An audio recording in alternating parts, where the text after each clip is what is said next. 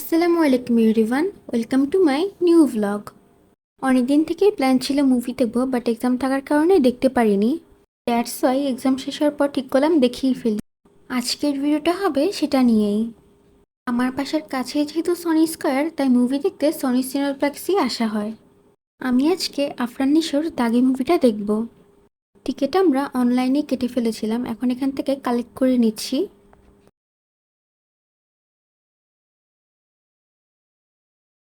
এই জায়গাটা এত সুন্দর, মুভি দেখতে না গেলেও প্রায় আমার এখানে ঘুরতে আসা হয়। শপিং, খাওয়া দাওয়া, টাইম স্পেন্ড করার জন্য অ্যাকর্ডিং টু মি এটা একটা পারফেক্ট প্লেস।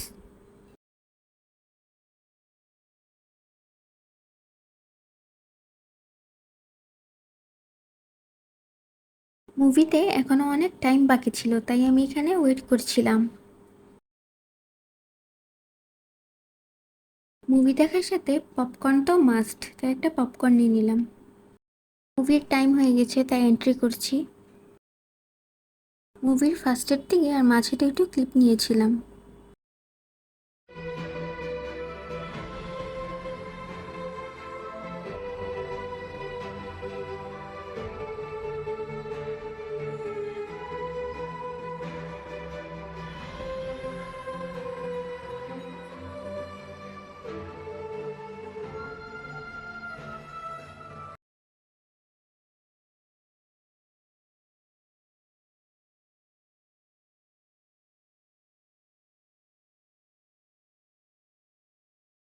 মুভি শেষ, এখন বের হয়ে যাচ্ছি।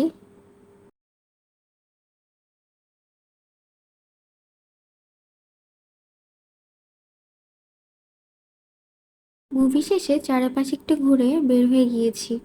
যেহেতু অনেক লং টাইম ধরে বসা, একটু ফ্রেশন আপ হতে বের হয়ে একটা কফি নিয়ে নিয়েছি।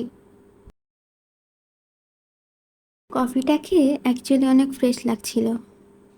এখন বাসায় যাওয়ার পালা। মুভির ব্যাপারে যেটা বলবো, নিশোর মুভি আমার কাছে অনেক আগে থেকেই ভালো লাগে।